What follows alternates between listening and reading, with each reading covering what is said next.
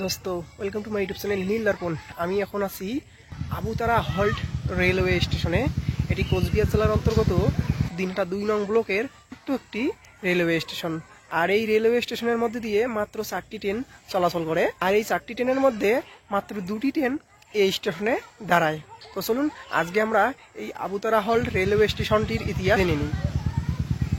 এই যে প্রায় স্বাধীন এই রেলওয়ে স্টেশনটি দেখতে কিন্তু খুবই সুন্দর। দেখুন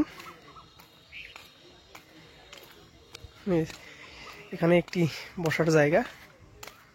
ওয়াও মানে ওয়াও ওয়াও, কত সুন্দর নিরিবিলি জায়গা। প্রায় স্বাধীন এই স্টেশনের উপর দিয়ে উত্তরবঙ্গ এক্সপ্রেস, বামুনাট শিলিগুড়ি প্যাসেঞ্জার এবং বামুনাট শিলিগুড়ি ডেমু প্যাসেঞ্জার এবং আরও একটি বামুনাট আলিপুর প্যাসেঞ্জার, এই 4টি ট্রেন চলাচল করে। তো তার মধ্যে বামুনাট শিলিগুড়ি প্যাসেঞ্জার এবং বামুনাট টু আলিপুরদুয়ার প্যাসেঞ্জার এই ট্রেন 2টি থামে মাত্র, আর বাকি ট্রেনগুলো এই স্টেশনে দাঁড়ায় না। এই যে আবুতারা হল্ট প্রায় স্বাধীন, সম্পূর্ণটাই স্বাধীন, শুধুমাত্র ওই আমার পিছনের ওই জায়গাটুকু ওখানেই ছাদ রয়েছে। তো এই স্টেশনটির ইতিহাস হচ্ছে এই স্টেশনটি কিন্তু আমাদের বামুনহাট এবং গিদালদাহ এই 2টি স্টেশনের মাঝ বরাবর অবস্থিত। তো এই স্টেশন থেকে আমরা যদি পশ্চিম দিকে ওই দিকে যাই আমরা পাবো গিদালদা, এবং আমরা যদি ওই দিকে যাই আমরা পাবো বামুনহাট। তো স্বাধীনতার আগ পর্যন্ত কিন্তু এই স্টেশনগুলির উপর দিয়েই চলে যেত অনেক ধরনের ট্রেন।